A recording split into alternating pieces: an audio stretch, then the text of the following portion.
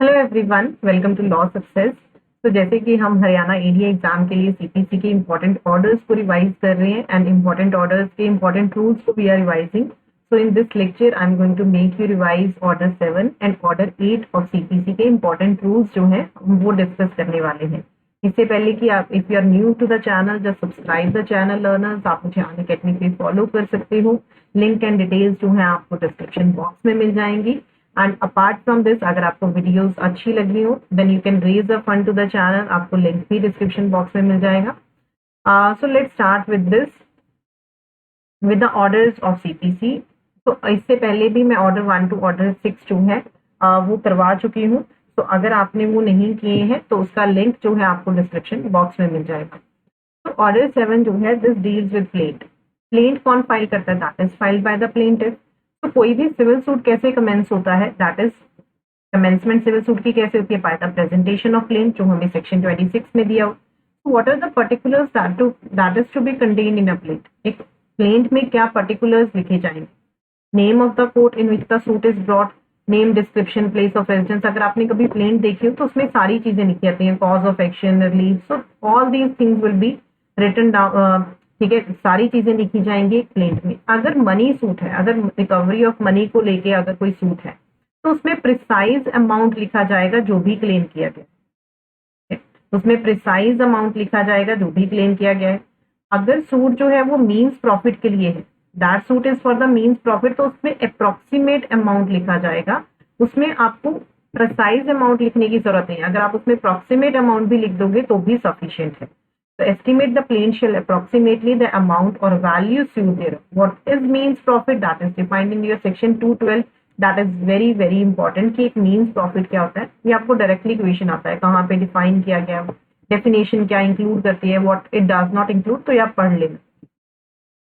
Subject matter, अगर suit का immovable property है, पता कैसे चलेगा कि कौन सी इमूवेबल प्रॉपर्टी है, कौन सी चीज को लेके डिस्प्यूट है, क्या प्लेंटिफ ने प्लेंट में क्या किस की चीज का रिलीफ मांगा है, कौन सी प्रॉपर्टी से रिलेटेड। तो उसके लिए प्लेंटिफ जो है प्लेंट में डिस्क्रिप्शन लिखेगा प्रॉपर्टी की, जो भी सफिशिएंट है उसको आइडेंटिफाई करने के लिए। एंड अगर उसको आइडेंटिफाई किया जा सकता है बाउंड्री से, नंबर से, इन रिकॉर्ड ऑफ सेटलमेंट और सर्वे, तो प्लेन में स्पेसिफाई की जाएंगी वो बाउंड्रीज, वो number. Next is Rule 6. Rule 6 में what is given is grounds of exemption from limitation law.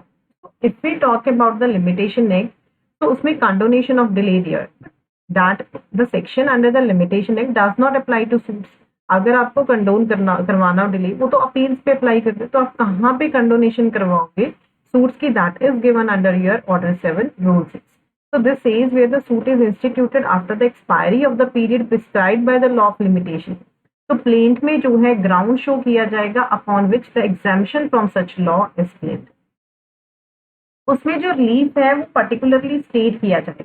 ठीक है, रिलीफ टू बी स्पेसिफिकली, जो भी प्लेंटिफ ऑब्वियसली, ठीक है, जो भी उसने रिलीफ उसको चाहिए तो कोर्ट उसमें लिखेगा उस रिलीफ के according. The court will give the pass the judgment और anything that the court thinks fit.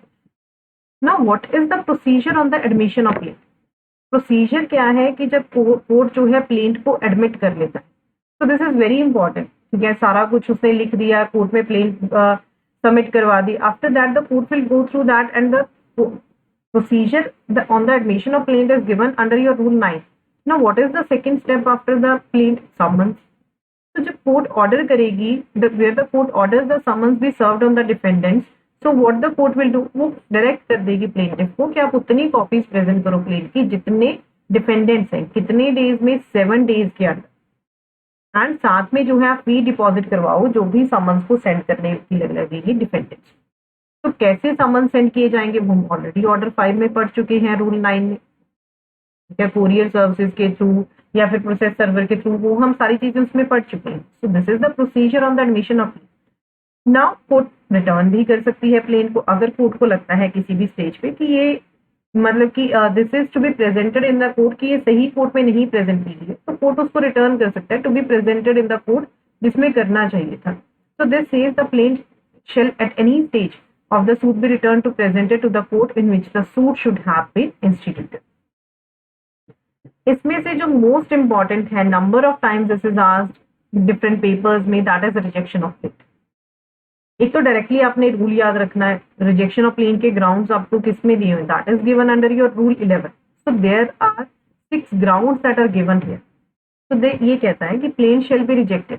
अगर प्लेन जो है कॉज ऑफ एक्शन ही नहीं डिस्क्लोज करेगी तो कोर्ट को पता कैसे चलेगा कि डिस्प्यूट क्या है, तो कोर्ट जो है वो प्लेन को रिजेक्ट कर देगी.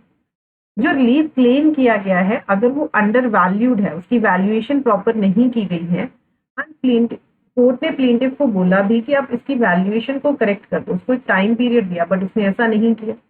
अगर जो रिलीफ क्लेम किया उसकी प्रॉपरली उसको वैल्यूड तो है, बट क्लेम जो प्रेजेंट की गई है कुछ स्टैम्प्स लगती होती है, उसने इनसफिशिएंट स्टैम्प्स लगा एंड प्लेंटिफ को कोर्ट ने टाइम भी दिया कि आप सफिशिएंट स्टैम्प पेपर जो है वो लगा दो, बट उसने ऐसा नहीं किया. We know that we have studied under order 4 में कि प्लेन जो है वो डुप्लीकेट में फाइल करनी होती है, ठीक है. If the plaint is not filed in the duplicate then the court can reject the plaint. ये ग्राउंड क्या है कि अगर जो प्लेन है that is barred by any law, that means कि अगर सपोज हम लिमिटेशन एक्ट की बात करने कि 3 साल के अंदर अंदर सूट फाइल करना था एंड प्लेंटिफ ने जो है 3 साल में नहीं किया, 4th ईयर में किया, रिजेक्ट कर सकते हैं. यहाँ पे एनी लॉ वर्ड यूज किया है, जरूरी नहीं है कि limitation act, that can be under any other law, किसी और लॉ में भी हो सकता है, that can be under CPC also. If we take the example that is section 80 of CPC. ये कहता है कि वी हैव सीन अंडर, अभी मैंने जस्ट आपको पढ़ाया कि रूल 9 में what is the procedure on the admission of plaint, कि उसको उतनी प्लेन की कॉपीज प्रेजेंट करनी होती है जितने डिफेंडेंट्स है, प्लस उसको फी डिपॉजिट करवानी होती है. अगर उसने ऐसा नहीं किया then the court can reject the plaint. So these are the grounds on which the plaint can be rejected, जिसके बेसिस के ऊपर एक प्लेन जो है रिजेक्ट हो सकती है. नाउ जो रिजेक्शन ऑफ प्लेन है, अगर प्लेन रिजेक्ट हो जाती है on any of the grounds that is mention under your rule 11, then that does not prohibit the plaintiff, वो प्लेंटिफ को प्रोहिबिट नहीं करती है from presenting a fresh plaint in respect of the same law. So the rejection of plaint on any of the grounds shall not of its own force preclude, that means shall not of its own force prohibit the plaintiff from presenting a fresh plaint in respect of the same. इसका rule 14 is very important. In fact अभी किसी paper में इसके regarding question आया था कि हम order 8 में भी पढ़ेंगे सेम चीज. जिसपे भी प्लेंटिफ रिलाई करता है, कोई डॉक्यूमेंट है जो उसकी पोजेशन या पावर में है, वो उसको एज ए नेक्स्चर लगाएगा. अगर वो उसकी पोजीशन या पावर में नहीं है तो वो स्टेट करेगा कि ये किसकी पोजीशन या पावर में है जिसपे वो रिलाई कर रहा है. तो अगर कोई डॉक्यूमेंट है उसको लिस्ट में एंटर करना चाहिए था, नेक्स्चर लगाना चाहिए था, उसने ऐसा नहीं किया, तो बाद में वो बिना कोर्ट की परमिशन के उसको एविडेंस में नहीं लिया जा सकता एट द हियरिंग, क्योंकि पहले तो उसने नहीं लगाया, अब सडनली वो कह रहा है कि ये डॉक्यूमेंट उसको प्रोड्यूस करना है. So this says shall not without the leave of the court be received in evidence on his behalf at the hearing of. Further this says that nothing in this rule, जो भी इसमें लिखा हुआ है वो apply नहीं करेगा किसी भी डॉक्यूमेंट पे जो प्रोड्यूस किया गया है for the cross examination of the plaintiff, या फिर अगर कोई भी डॉक्यूमेंट हैंड ओवर किया गया है किसी विटनेस को merely to refresh his memory. तो these are the exceptions to this. ये कहता है जो भी इस रूल में लिखा हुआ है वो अप्लाई नहीं करेगा किसी document that is produced for the cross examination of the plaintiff, या फिर कोई भी डॉक्यूमेंट जो हैंड ओवर किया गया है विटनेस को मियरली टू रिफ्रेश हिज. तो ये तो हो गया आपका ऑर्डर 7 जो इंपॉर्टेंट रूल है. नाउ ऑर्डर 8 का जो रिटर्न स्टेटमेंट के जो मैंने आपको टाइम पीरियड है वो हम ऑर्डर 5 में ऑलरेडी पढ़ चुके हैं. अगर आपने वो मिस कर दिया है तो उसका आपको लिंक जो है डिस्क्रिप्शन बॉक्स में मिल जाएगा. वही चीजें हैं कि 30 दिन के अंदर अंदर उसको रिटर्न स्टेटमेंट करवानी होती है डिफेंडेंट को, नहीं करवाता तो 90 दिन, कमर्शियल सूट्स के केस में 120 डेज. तो ये मैं आपको ऑलरेडी पढ़ा चुकी हूँ ऑर्डर 5 में. अगर आपने नहीं किया है तो आपको लिंक जो है वो डिस्क्रिप्शन बॉक्स में मिल जाएगा, तो मैं इसको दोबारा नहीं कर रही. अभी मैंने आपको बताया था कि ऑर्डर 7 में जो हमने डॉक्यूमेंट्स का पढ़ा प्लेंटिफ का, वो सेम चीज डिफेंडेंट के साथ भी है. उसको जो डॉक्यूमेंट्स पे रिलाई कर रहा है उसको वो उसमें सबमिट करवाने होंगे, अगर वो नहीं करवाता है तो बाद में उसमें एविडेंस में नहीं लिया जाएगा. वही उसकी 2 एक्सेप्शंस है. सो सेम थिंग, बस वहां पे प्लेंटिफ था, प्लेंटिफ को करना है, यहाँ पे डिफेंडेंट को अपनी रिटर्न स्टेटमेंट के साथ. यही डिफरेंस है. अगर आप पढ़ोगे उसको और इसको सेम चीज है. अब जब डिफेंडेंट अपनी रिटर्न स्टेटमेंट लिखता है सिर्फ वो उसमें रिप्लाई थोड़ी देता है प्लेंटिफ का, वो अपने जो उसके प्रिलिमिनरी ऑब्जेक्शंस हैं वो भी वो उसमें करता है, कोई भी अगर उसको नए फैक्ट्स हैं वो भी उसमें स्पेसिफिकली प्लीड करता है. तो ये सारी चीजें वो करता है. तो ये कहता है कि अगर कोई डिनाइल उसको करना है तो वो स्पेसिफिक वे में करेगा उसका डिनाइल। वो वेग अगर है तो कोर्ट क्या मान लेगा, किसने एडमिट कर लिया। सो डिनाइल हमेशा जो है वो स्पेसिफिक होना चाहिए, इवेसिव डिनाइल नहीं होना चाहिए।